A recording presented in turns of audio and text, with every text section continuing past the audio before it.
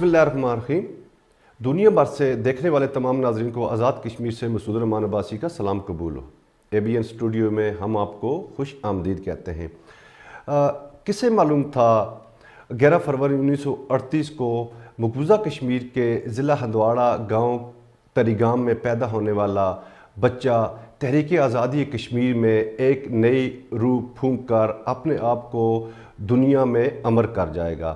جی ہاں، اس سپوت کا نام ہے مقبول بٹ شہید۔ مقبول بٹ شہید کی زندگی پر بات کرنے کے لیے آج ہمارے ساتھ اس وقت اسٹوڈیو میں موجود ہیں معروف قانون دان، سابق ایڈوکیٹ جنرل اور آئینی ماہر ایڈوکیٹ سپریم کورٹ جناب KD خان صاحب۔ KD خان صاحب، آپ کا اسٹوڈیو آمد پر ہم شکریہ ادا کرتے ہیں۔ KD خان صاحب، آپ بتائیے گا کہ مقبول بٹ شہید صاحب کون تھے اور ان کی جو زندگی کی سہن حیات ہے یا جو زندگی ہے اس پہ آپ ناظرین کو بتائیں کہ وہ کون تھے اور کیا ان کی جو تحریک آزادی۔ بسم اللہ الرحمن الرحیم۔ مسعود الرحمان صاحب، آپ کا اور آپ کے ادارے کا بہت بہت شکریہ کہ آپ نے مجھے بلایا اور مقبول بٹ شہید کی زندگی کے بارے میں مجھ سے پوچھ رہے ہیں۔ مقبول بٹ شہید کی زندگی کے بارے میں جب گفتگو کی جائے تو اس کے 3 پہلو ہیں۔ ایک ان کی اپنی زندگی ہے جو عام انسانوں کی طرح کی زندگی ہے، ایک ان کی سیاسی افکار کی زندگی ہے، اور ایک ان کی زندگی کا پہلو یہ ہے کہ سیاسی افکار ہی نہیں بلکہ سیاسی افکار کو عملی جامہ انہوں نے پہنایا ہے۔ ویسے تو وہ تریگام میں پیدا ہوئے، تمام کتابوں میں لکھا ہوا ہے 1938 میں، اور ابتدائی تعلیم انہوں نے وہاں حاصل کی۔ ابتدائی تعلیم حاصل کرنے کے بعد وہ پاکستان آ گئے اور یہاں سے FA BA اور MA جرنلزم اور لاء کی انہوں نے ڈگری لی اور صحافت کے مقدس پیشے سے وہ وابستہ ہوئے۔ یہ ان کی بچپن کی زندگی ہے۔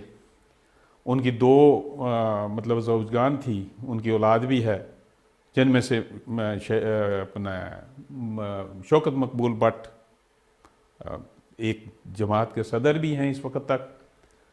یہ تو ان کا خاندانی پس منظر ہے۔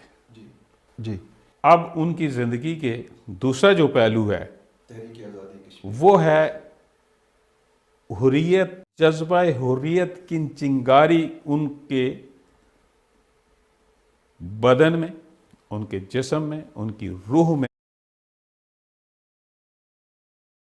ان میں موجود تھی، اور یہی وجہ ہے کہ اس ماحول کو انہوں نے مناسب نہ سمجھا اور آزاد کشمیر کے اس ماحول کو، جس کو اس وقت بیس کیمپ کہا جاتا تھا، یہاں انہوں نے بارڈر کراس کیا اور اس طرف وہ اس پار تشریف لے آئے، اور یہاں آ کے انہوں نے پشاور میں اپنی تعلیم حاصل کی۔ اس دوران بھی وہ آزادی کی طرف نہ صرف مائل تھے بلکہ آزادی کے تمام ایکٹیویٹیز میں وہ سرخیل تھے اپنے نوجوان لوگوں میں۔ یہ تو ان کا وہ مختصر سا تعارف ہے۔ اب ان کا عملی جو سیاست کا دورانیہ ہے وہ شروع ہوتا ہے 1966 سے۔ 1966 میں آزاد کشمیر، جس کو آج کل ہم کہتے ہیں ریاست جموں کشمیر کا وہ خطہ جو پاکستان کے زیر انتظام ہے، اور 24 اکتوبر 1947 کو ایک انقلابی حکومت بنائی گئی تھی۔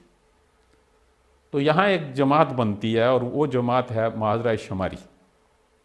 محاذرہ شماری جب بنی تو اس سے پہلے کشمیر کو آزاد کرانے کے لیے حکومت پاکستان نے ایک گوریلا وارفیئر شروع کی تھی 1963 میں۔ یہاں جبرالٹر اور نصرت جو 2 آپریشن کیے گئے، جن کے نتیجے میں 1965 کی جنگ بھی پاکستان پہ مسلط کی گئی۔ تو اس کے بعد یہاں اس سیاسی جماعت نے اس کا قیام ہوا۔ اس قیام کے دوران پار سے فاروق عبداللہ اور کچھ لوگ بھی تھے، اور اس خطے سے مقبول بٹ، امان اللہ خان، سردار اکرم خان، اور اپنے عبد الخالق انصاری، کچھ لوگوں کے نام سب کے لینے منا کہ جب وہ گوریلا وارفیئر کے لیے جو تسلسل تھا 1963 کے جبرالٹر اور نصرت کا، پار گئے اور وہاں وہ قید ہو گئے، اور وہاں سے جب وہ سری نگر جیل توڑ کے آئے، چونکہ میں ان لوگوں سے ملا ہوں، چودھری یاسین لیپے والے وہ ان کے ساتھی تھے، وہ ساتھ لے کے چودھری یاسین صاحب سے میں ملا ہوں، تو وہ ساری کہانی کے جب چکوٹھی آئے تو وہ گرفتار ہو گئے۔ یہ بڑی تلخ یاد ہے ان کی شہادت سے پہلے۔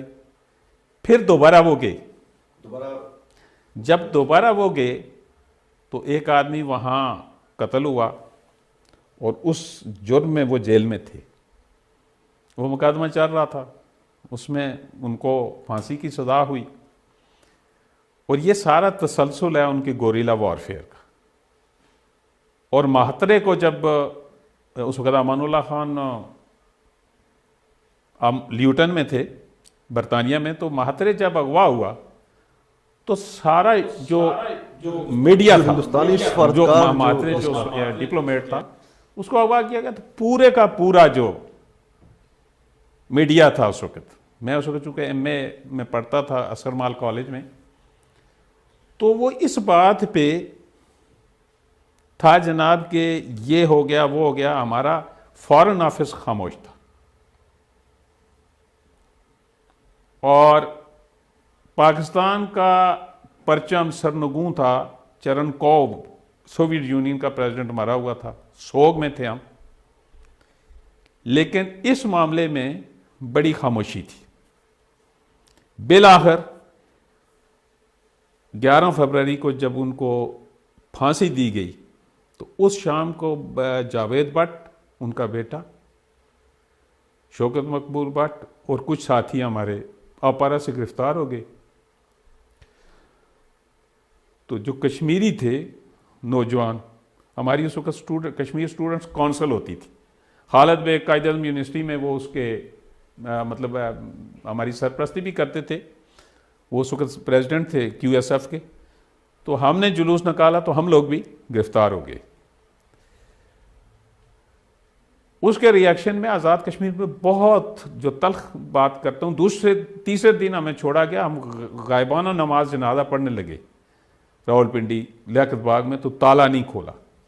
تو یہ ہمارے ساتھی ہیں اسرار عباسی صاحب، ڈپٹی اسپیکر ہوا، تو علی افضل جدون صاحب ایک مسلم لیگی لیڈر تھے، تو انہوں نے بڑی عجیب تقریر کی جس پہ پھر لوگ بلش ہو گئے۔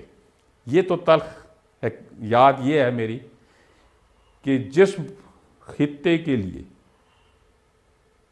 ہمارے ہاں تحریک آزادی کے لیے پوری وادی تیار ہوئی، وہاں ایک حریت پسند کے جنازے کی اجازت، پڑھنے کی اجازت اس وقت کے آمر نے نہیں دی۔ یہ تلخ حقیقت ہے، چونکہ میں آئی وٹنس بھی ہوں، میں اس کا حصہ ہوں، لوگ زندہ بھی ہیں۔ اور دوسری جو اس میں تلخ حقیقت یہ ہوئی کہ آزاد کشمیر میں اور گلگت میں، سکردو اور گلگت میں ایک ایسا پروسیشن ہوا جو اس سے قبل کم از کم کسی نے نہیں دیکھا تھا۔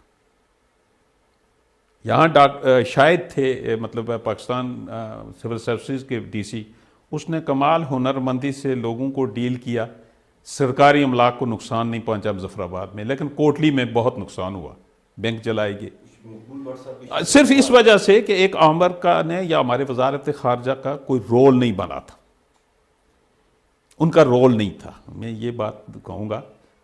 اور اس میں گورنمنٹ پاکستان کی اس وقت کی گورنمنٹ کو ہم کہہ سکتے ہیں پاکستان کے لوگوں کا قصور نہیں تھا، پاکستان کے لوگوں نے ہمارے ساتھ راولپنڈی اور آپارا میں بھرپور ساتھ دیا، پاکستان کے انٹلیکچوئلز نے دیا، پاکستان کی سیاسی قائدین نے دیا۔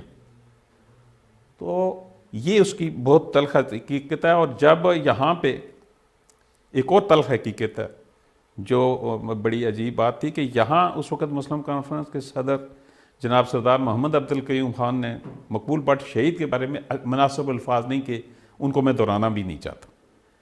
تو یہاں کی کشمیریوں کی قیادت ہمیشہ پھر مظفر آباد کو دیکھ کے ہی، مظفر آباد کے اقتدار کو دیکھ کے गुफ्तगू करती है। अच्छा, केडी खान साहब, प्रोग्राम में ब्रेक का वक्त हो रहा है, ब्रेक लेते हैं, उसके बाद ब्रेक के बाद दोबारा आते हैं। नाजरीन, प्रोग्राम में ब्रेक का वक्त हो जाता है, ब्रेक के बाद दोबारा हाजिर खिदमत होते हैं।